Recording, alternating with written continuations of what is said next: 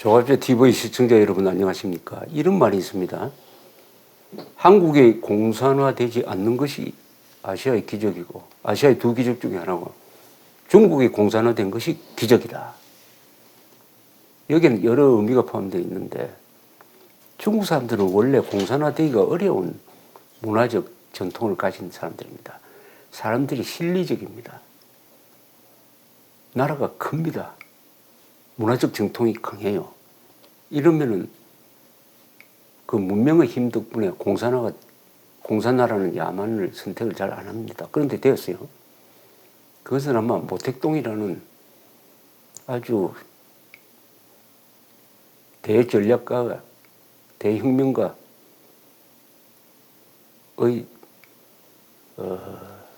역할이 있었고, 그 다음 또 하나 일본의 역할이 있습니다. 일본이 중일전쟁을 통해서 장개석 군대를 망가뜨려 버렸습니다. 장개석 군대만이 중국의 공산화를 막을 수가 있었는데 일본이 중일전쟁을 해가지고 사실은 모택동을 도와주고 말았습니다. 이 중국의 공산화에는 일본의 책임이 있습니다. 그럼 한국은 왜 공산화가 안 됐느냐? 이승만 미국을 빼면 설명이 안 되죠. 이승만과 미국. 한국 사람들, 한국의 문화적 전통, 한국 특히 지식인들, 권력을 잡았던 지식인들의 성향을 보면은 이것은 공산화가 되었어야 할 나라입니다. 그런데 왜 안 되었느냐? 미군이 38선 밑으로 진주하고 거기에 이승만이라는 공산주의의 전략 전술을 확실하게 파악을 하고 그것을 자유민주주의, 자본주의, 기독교의 정신으로 제압할 수 있는 논리와 용기를 갖춘 지도자가 등장한 것입니다. 이렇게 해서 아시아의 기적이 한국에서 일어났습니다. 그런데 그 기적이 항상 일어나는 건 아닙니다.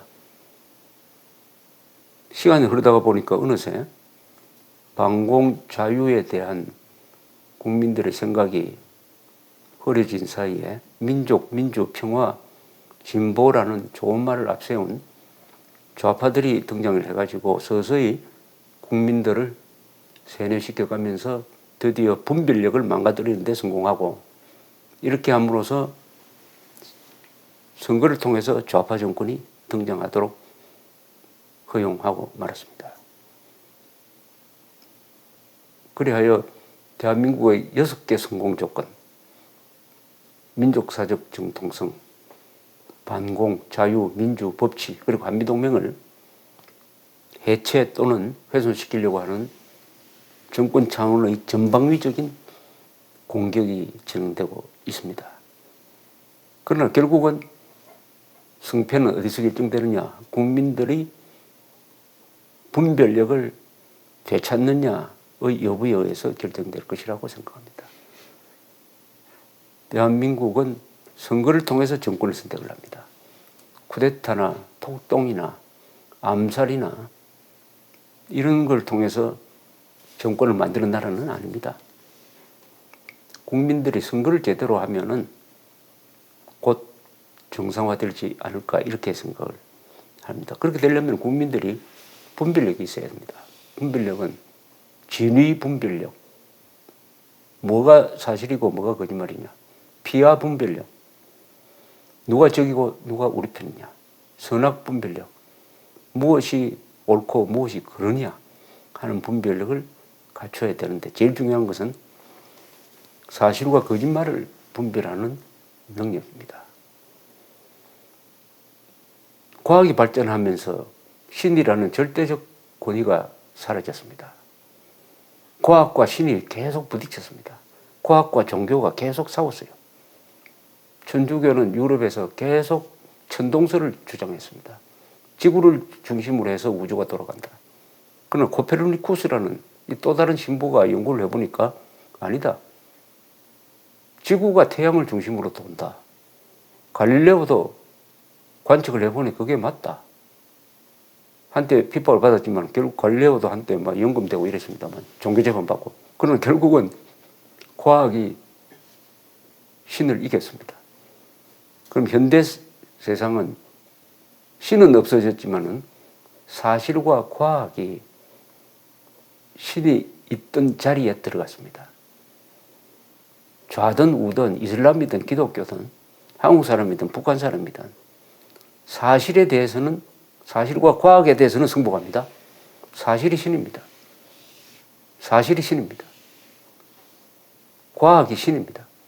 1 더하기 1은 2라고 생각하지 않는 공산주의자 있습니까? 1 더하기 1은 공산주의는 2라고 생각하고 자본주의자는 4라고 생각한다. 이런 건 안 되잖아요.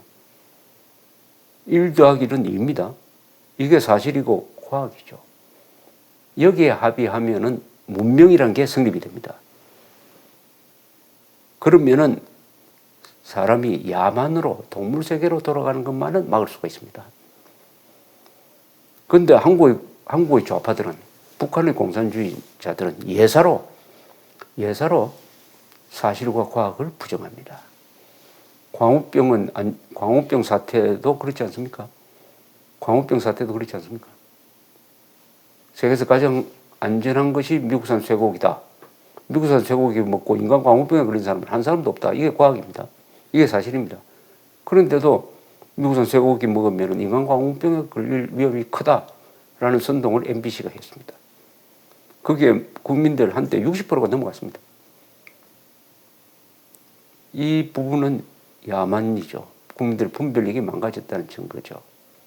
그런데 놀랍게도 문재인 정부가 들어서니까 그 광우병 선동에 책임 있는 사람이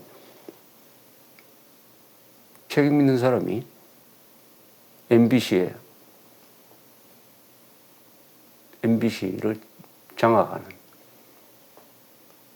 쪽으로 가고 있습니다. 자, 그러면은 어떻게 하면은 좌파 선동에 속아 넘어가지 않을 것이냐 하는 것은 의외로도 간단합니다. 그것을 제가 말씀드리려고 합니다.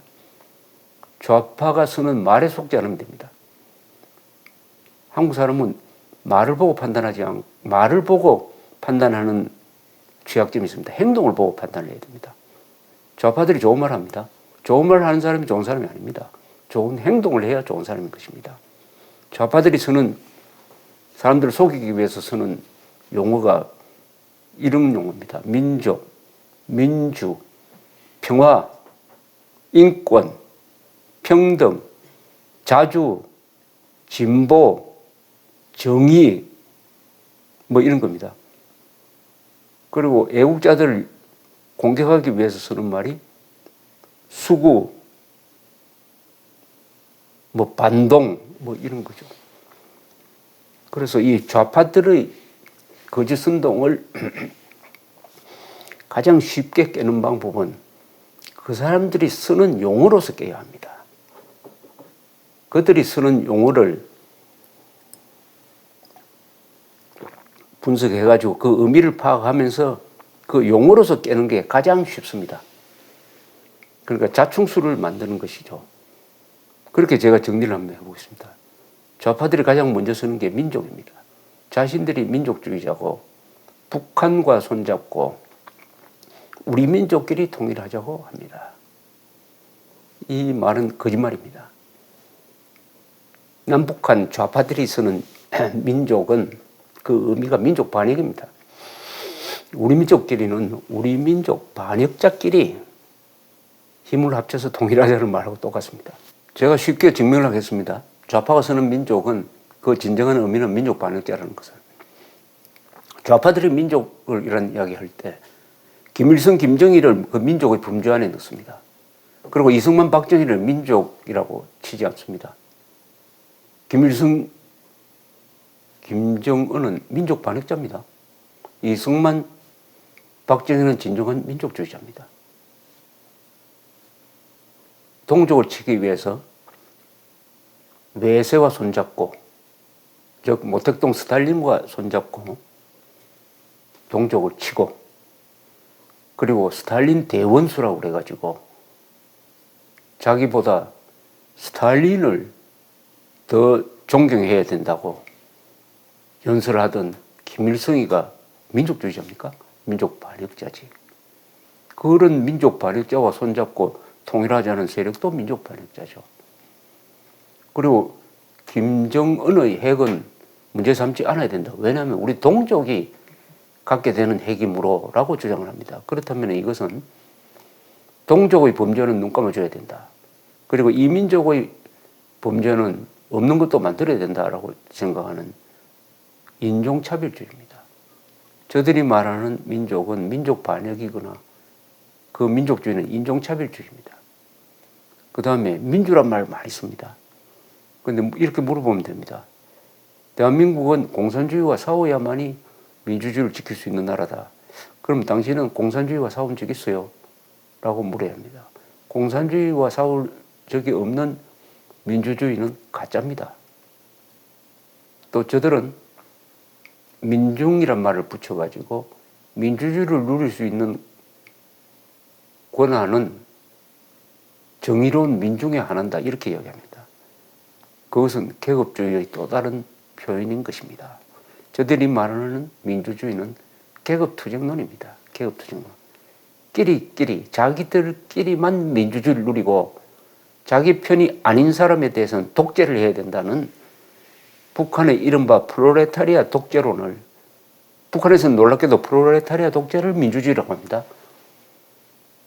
한국에서도 좌파들은 민중이 독점적인 권력을 행사해야 된다는 것을 민중민주주의라고 합니다. 이것은 국민주권을 위배하고 있습니다. 저들이 말하는 민주주의는 독재입니다. 독재의 합리화입니다. 두 번째, 입만 벌리면 평화라고 합니다. 저들이 말하는 평화는 지금 현재로는 김정은을 공격하지 않는 걸 평화라고 합니다. 김정은이가 수십만을 강제수용소, 아우슈비츠 같은 강제수용소로 보내는 것을 들추어내가지고 국제사회에 고발하는 것은 평화를 파괴하는 것이라고 합니다. 그럼 저들이 말하는 평화는 공동묘지의 평화입니다. 죽은 자의 평화입니다. 그러니까 독재자를 불편하게 하지 않는 것을 평화라고 사기를 치고 있습니다. 저들은 평등을 주장을 합니다. 그러면서 그것을 돋보이게 하기 위해서 양극화라는 말을 쓰고 있습니다. 평등은 무슨 뜻이냐? 무슨 뜻입니까? 결과의 평등을 주장하고 있습니다. 평등은 기회의 평등이어야 합니다. 기회의 평등이어야 합니다. 그리고 그 결과는 다를 수밖에 없습니다. 결과는 이건희 같은 사람도 있고 노숙자 같은 사람도 있는 것이 인간 세상입니다. 그러니까 다양한 것을 인정을 해야 됩니다. 다양성을 죽이기 위해서 평등이란 말을 쓰면서 획일화를 추구하는 것입니다. 획일화. 인간을 획일화하면 그건 전체주의 국가가 되는 거죠. 인간 존재를 부정하는 것이 이런 기계적 평등론입니다. 기계적 평등. 인간은 각자 다르게 만들어졌으므로 각자 다르게 삶을 살아가되 기회는 공정하게 보장되어야 한다. 이겁니다. 저들이 말하는 평등은 들여다보면 사실상 그게 양극화입니다. 어떤 점에서 양극화냐? 북한을 잘 보여주지 않습니까? 북한처럼 양극화된 나라가 있습니까? 김정은과 북한 주민 전체 사이에 양극화가 존재합니다. 이건 천당과 지옥의 양극화입니다. 대한민국은 모든 통계에서 소득 분배가 세계에서 가장 평등한 나라로 되어 있습니다. 대한민국은 평등한 나라고 북한은 양극화된 나라입니다. 이것을 되짚기 위해서 한국이 양극화되었다. 1대 99다. 이렇게 선동하고 있는 것입니다. 기회의 평등입니다. 결과의 평등이어서는 안 됩니다. 그리고 저들은 자주를 이야기합니다. 가만히 듣고 있으면 미국에 반대하는 것을 자주라고 생각합니다. 중국과 북한에 반대하는 것이 자주죠. 그런데 중국과 북한에는 불종하면서 미국에 반대하는 것을 자주라고 하는데 그 뜻은 저들이 말하는 자주는 사대주의입니다. 즉 중국과 북한에 사대하자, 굴종하자는 뜻을 미국에 대해서 자주하는 걸로 은폐하고 있습니다. 미국에 대해서는 자주할 필요가 없어요. 미국 사람들이 한국의 독립을 방해합니까? 협력할 뿐입니다. 미국과 우리는 협력하면 됩니다. 우리가 자주 해야 될 대상은 중국과 북한인 것입니다. 우리의 독자성을 무시하니까요. 그 다음에 저들은 진보라고 자칭합니다. 진보. 진보는 역사를 진보시킨다는 뜻입니다. 역사의 진보는 개인의 자유를 확대하는 것입니다. 요사이는 지구적 환경을 보존하는 것입니다. 그리고 각 나라의 통상을 정의롭게 하는 것입니다. 정의롭게. 약육 강식은 안 됩니다. 제국주의는 안 됩니다. 그런데 저들은 진보라고 말하면서 어떻게 행동하고 있습니까? 진보라고 말하면서 개인의 인권을 무시합니다. 집단의 권리만 주장합니다.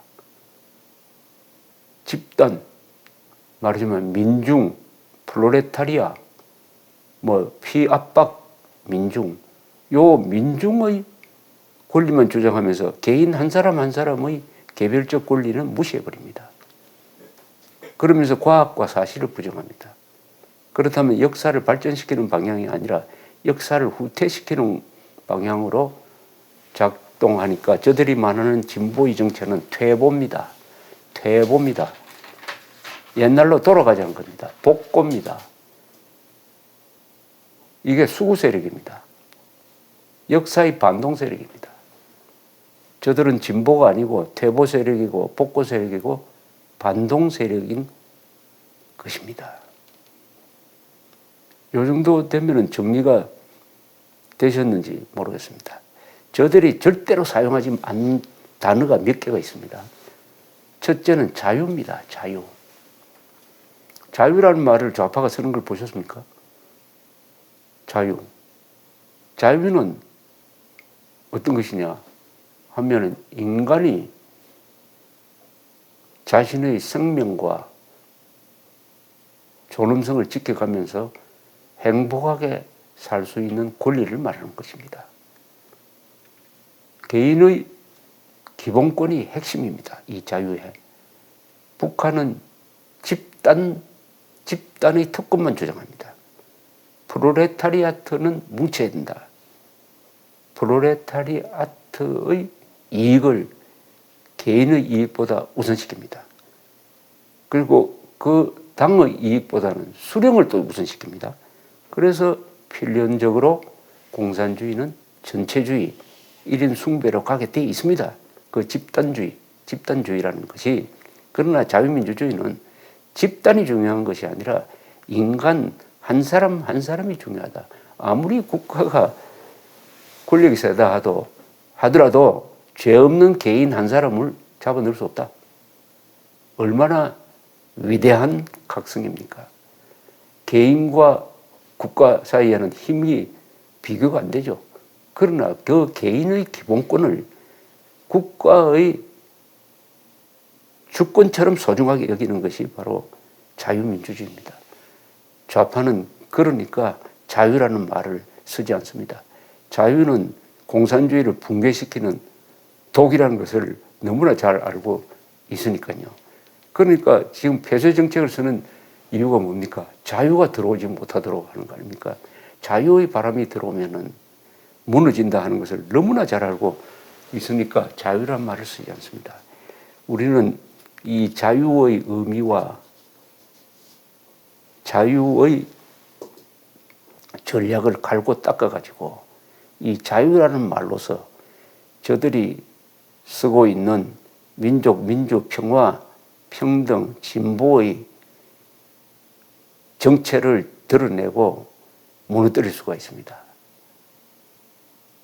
자유는 뭐냐? 자유는 공기와 같은 겁니다. 물과 같은 겁니다. 이건 한번 사라지거나 빼앗겨봐야 그것을 알 수가 있습니다. 자유는 워낙 자연스러운 것입니다.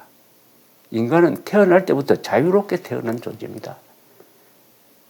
그러니까 자유를 누리는 것은 너무나 당연하다고 생각하는데 이 독재 정권이나 선동 세력이 나타나서 자유를 속백할 때만이 이 자유가 이렇게 소중하였구나라고 뒤늦게 깨닫게 되는 것입니다.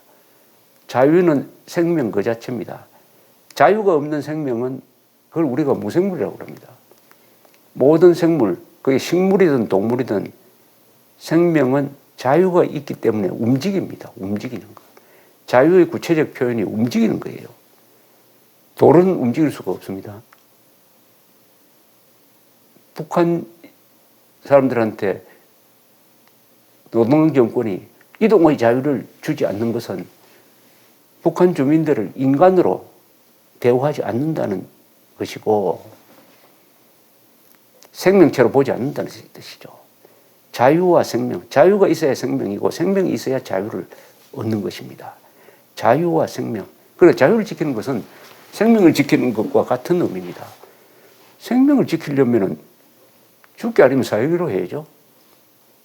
사람이 왜 용감해집니까? 어떨 때 가장 용감해집니까? 내가 싸우지 않으면 죽는다. 생명을 지킬 때 가장 용감해집니다. 생명을 지킬 때. 좌익과의 싸움은 자유를 지키는 싸움이고 생명을 지키는 싸움입니다. 자유와 생명은 인간이 가장 사랑하는 겁니다. 사랑하는 것을 지키기 위해서는 어떻게 해야 됩니까? 싸워야 합니다. 사랑한다고 하면서 싸우지 않는 자는 그건 아주 비겁자입니다. 인간이 가장 사랑하는 것, 우리가 가장 사랑하는 것, 대한민국이 가장 사랑하는 것은 자유와 생명입니다. 자유와 생명을 위해서는 싸워야 합니다. 이런 생각만 있으면 좌익의 거짓 운동을 간단하게 무력화시킬 수 있습니다. 감사합니다.